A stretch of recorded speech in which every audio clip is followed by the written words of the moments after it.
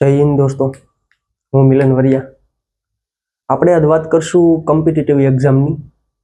તો એમાં આપણે જોતા હોઈએ કે બહુ બધી ગવર્મેન્ટ એક્ઝામો આવતી હોય.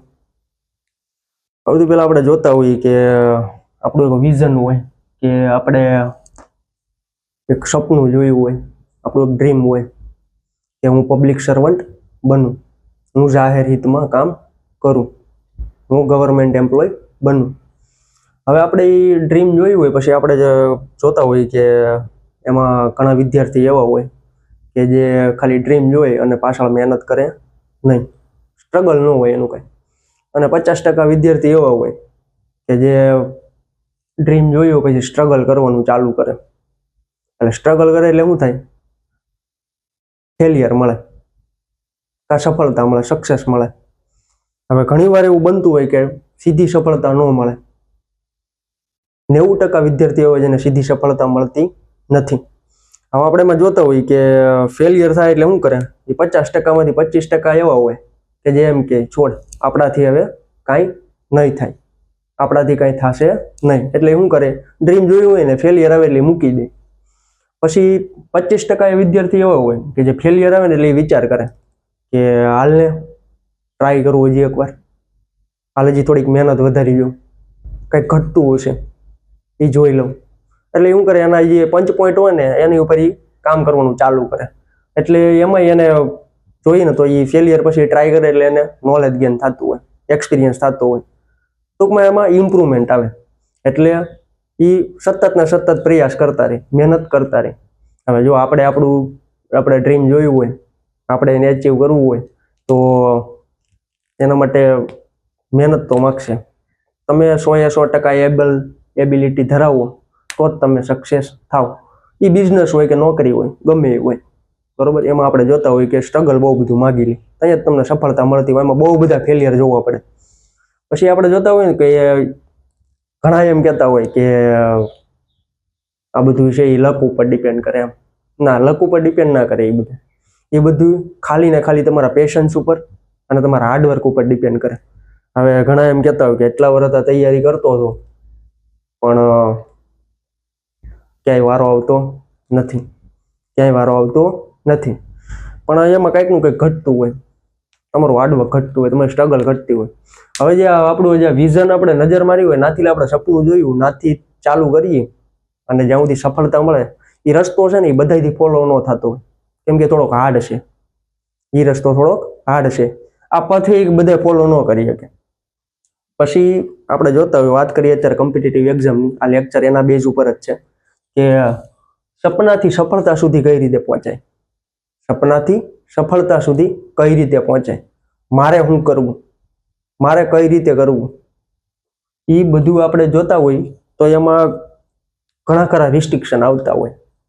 હવે આપણે વાત કરીએ APJ Abdul Kalam, missile man. તો હું મિસાઇલ બનાવી એટલે ડાયરેક્ટ બની જ ગઈ હશે? પહેલી મિસાઇલ બનાવી એટલે બની ગઈ ડાયરેક્ટ મિસાઇલ મેન કહેવાય ગયા? ના, એણે બહુ બધા ફેલિયર જોયા હશે ને બહુ બધા. પછી આપણે વાત કરીએ Sachin Tendulkar, cricketer. MS Dhoni, cricketer. Direct cricketer બની ગયા. ડ્રીમ જોયું હતું, મહેનત નહીં કરી હોય, ફેલિયર નહીં જોયા હોય, અહીંયા ક્રિકેટર અત્યારે એનું નામ બોલે ને.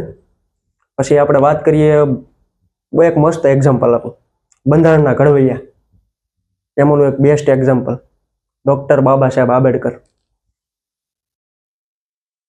ત્યારે બહુ એવું બધું હતું, ભેદભાવ વાળું બહુ બધું હતું કે અહીંયા આમ નહીં કરવાનું, અહીંયા આમ નહીં કરવાનું, આવા માણસોને આમ નહીં કરવાનું.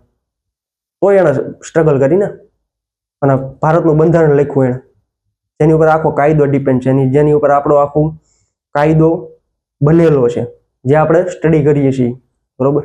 તો બાબા સાહેબે કઈ ફેલિયર જોયા જ નહીં હોય? નહીં, એણે બહુ બધા ફેલિયર જોયા છે. એ ટાઈમે તો ભેદભાવ એ બહુ હાલતા.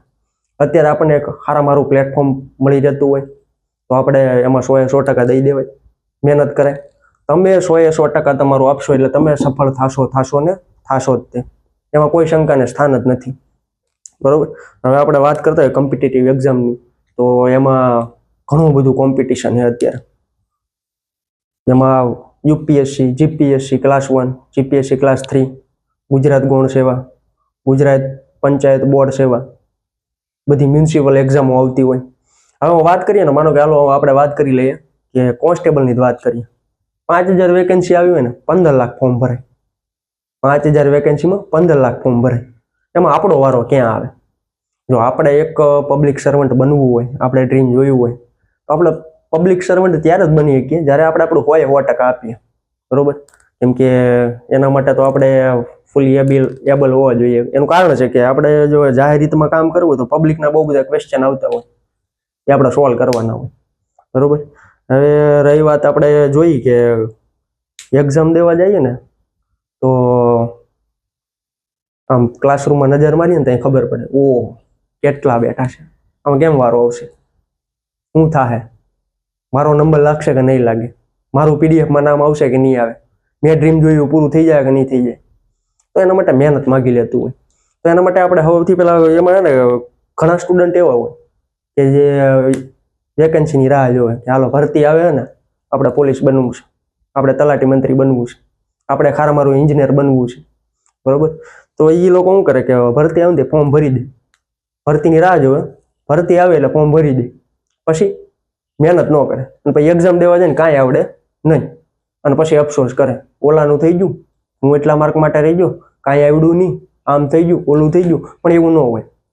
તમે મહેનત કરો ને એટલે તમે 100% તમને રિઝલ્ટ મળશે. એમાં જો આ બે ટાઈપના વિદ્યાર્થીઓ, એક મેં તમને કીધું એ રીતે કે મહેનત ન કરે, ભરતી આવે ફોર્મ ભરીને ડાયરેક્ટ એક્ઝામ દેવા જાય, કાંઈ ન આવડે. બીજા એવા હોય કે અપકમિંગ વેકેન્સી ને ધ્યાન રાખતા હોય કે આ ભરતી આવવાની છે, કેલેન્ડરમાં છે, આવા ન્યૂઝ છે, એટલે એ અગાઉથી એનું સિલેબસ છે એ પ્રિપેર કરીને ટ્રાય બધું એનું ચાલુ જ કરી દે. એનું ચાલુ કરી દે 1 by 1 કે આ ટોપિક પૂછાય, આ ટોપિક નહીં પૂછાય, આમાંથી એટલું વેઇટેજ છે, નેક્સ્ટ ટાઈમ એટલું, આવી રીતે અટકું છું.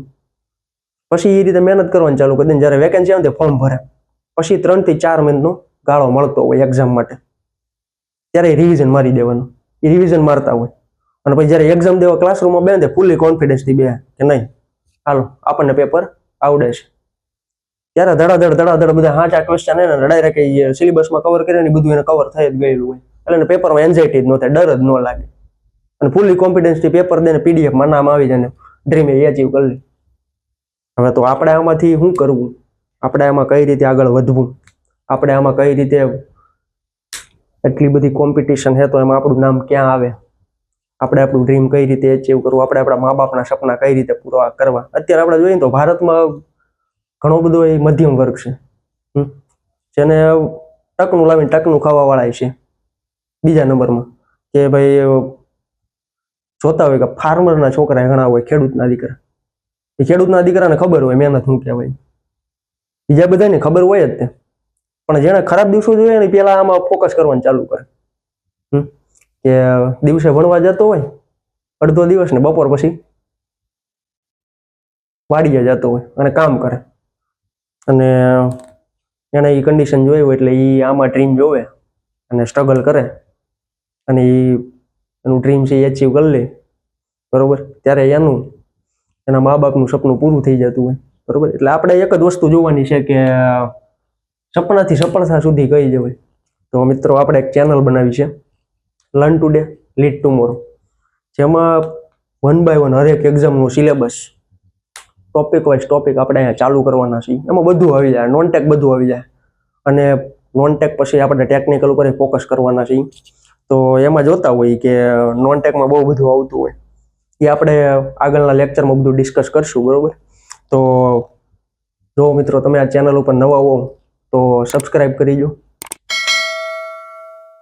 જેથી કરીને આ બધા નોટિફિકેશન આવતા હોય તમને ખબર પડી જાય.